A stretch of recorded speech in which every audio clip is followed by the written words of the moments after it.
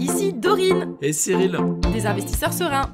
Après plusieurs années de travail en tant qu'ingénieur, nous nous sommes lancés en investissement immobilier. Après 5 années d'acquisition, nous étions devenus libres financièrement. Dans ce podcast, nous vous partageons les stratégies et les bonnes pratiques pour développer votre intelligence financière. Dans le but non seulement d'être plus riche sur le papier, mais avant tout pour devenir plus libre et plus heureux. Alors, ouvrez grand vos oreilles et préparez-vous à atteindre vos objectifs. Se priver aujourd'hui pour prospérer demain. Hello les investisseurs sereins, j'espère que vous êtes en pleine forme. Aujourd'hui, je vais vous faire un épisode de La vérité qui dérange. Alors, je m'excuse par avance parce que ce n'est pas le genre d'épisode qui fait plaisir, mais vous en avez besoin. Et je suis certaine que parmi vous, il y en a plein qui ont déjà largement conscience de cette notion, mais ça peut toujours faire du bien de se l'entendre dire. Alors, ce qu'on voit aujourd'hui, très souvent, sur Internet, sur les comptes de réseaux sociaux, ce sont des promesses incroyables qui vont nous faire croire que, en un claquement de doigts, on va faire un super investissement qui va faire qu'on va devenir super riche et sans aucun effort, on va devenir rentier en immobilier ou rentier grâce à des crypto-monnaies ou je ne sais quoi. Bref, vous voyez très bien le genre de promesses que l'on veut vous offrir sur un plateau, sur les réseaux sociaux.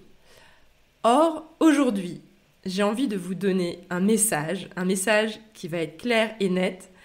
Tout ça, c'est du vent, c'est faux, et il va falloir prendre conscience que tout ce qu'on essaye de vous vendre qui va être facile, il ne faut plus y croire.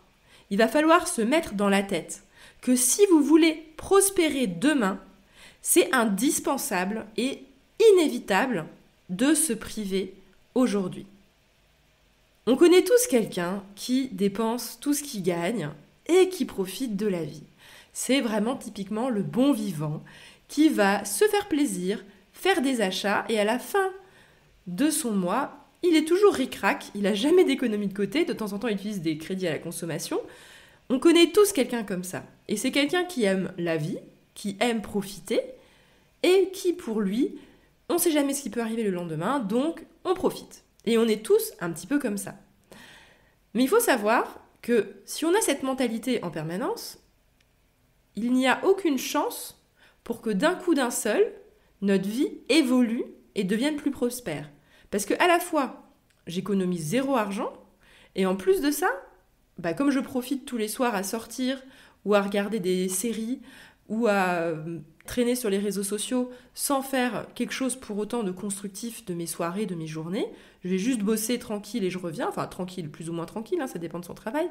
Mais en gros, il n'y a aucune raison que cette personne devienne à un moment donné riche, prospère, elle ait fait des gros investissements, qu'elle ait montré son entreprise. Il n'y a aucune chance à cela.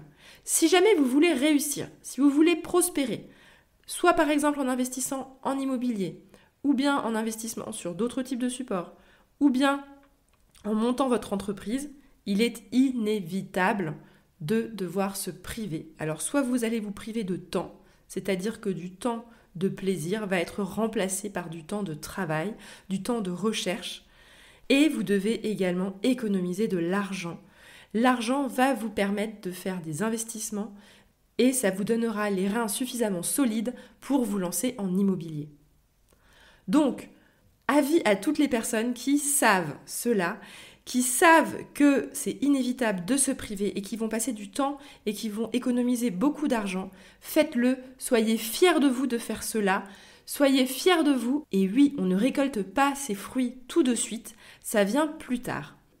Pour la petite histoire, Cyril et moi-même, on économisait énormément notre argent lorsque l'on était salarié, lorsque l'on travaillait. C'était un automatisme pour nous. C'était une évidence lorsque l'on avait une augmentation, lorsqu'on progressait dans notre carrière et en rémunération. Ce n'était pas pour dépenser plus, c'était pour économiser plus. Et ça n'a rien à voir avec la mentalité des personnes qui, dès qu'elles sont augmentées, du coup elles augmentent leur niveau de vie. Donc ça, c'était vraiment notre politique depuis le départ Et en plus de ça, en termes de temps, il faut savoir que nos investissements nous ont pris des soirées et des soirées et des soirées à discuter, des week-ends à faire des allers-retours pour faire des visites, étant donné que nous, on faisait des visites loin de chez nous, parce que justement, on n'investissait pas à Paris, on habitait dans le centre-ville de Paris à l'époque, et on investissait beaucoup plus loin à Metz, donc on faisait des allers-retours les week-ends, et pendant nos vacances, pendant nos congés payés, pendant 5 années, on a passé le plus clair de notre temps à faire du suivi de travaux, à faire de l'ameublement, à mettre en place des locataires, à rencontrer des gestionnaires, etc., etc. Et c'était un gros sacrifice. Et pour un gros sacrifice comme ça a eu des gros résultats. Et je veux vous donner ce courage de vous dire, si vous voulez ces gros résultats, il va falloir faire les sacrifices en conséquence. En fait, par cet épisode, je veux vraiment vous donner cette motivation. J'ai juste envie quand même de préciser quelque chose, c'est qu'il peut aussi y avoir ce syndrome d'économiser et de travailler, mais sans jamais vraiment rien produire. En fait, ça c'est pas bon non plus. C'est-à-dire qu'il faut non seulement se priver par rapport aux personnes qui papillonnent comme on peut les voir, mais il faut également avoir un vrai plan d'action, une vraie vision et passer à l'action pour de vrai, faire ces investissements.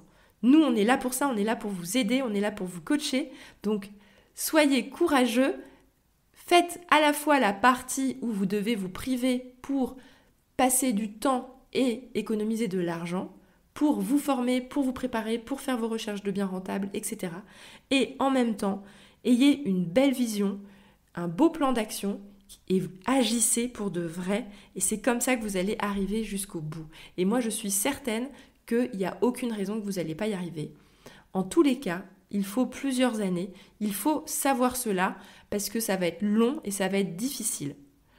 Voilà, je sais que c'est la chose la moins sexy que vous pouvez entendre, mais il faut quand même l'entendre. Donc, oubliez ce mindset où vous dites « ouais, j'ai pas de chance, etc. » Non, le seul mindset que vous devez avoir, c'est vous savez qu'aujourd'hui, vous faites des sacrifices et ces sacrifices, ils sont pour demain. Et en vérité, je vais encore rajouter un petit point, c'est que ce goût de l'effort, en fait, il devient un plaisir parce que c'est quand on chemine vers ce que l'on veut accomplir que l'on a le plus de bonheur. Et je peux vous assurer que votre vie sera d'autant plus riche de sens lorsque vous commencerez à vous priver à la fois de temps de plaisir et d'argent parce que vous aurez un sens.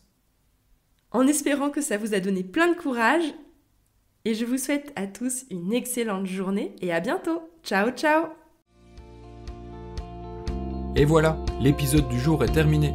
Mais avant de finir, pense à t'abonner au podcast pour ne rater aucun épisode.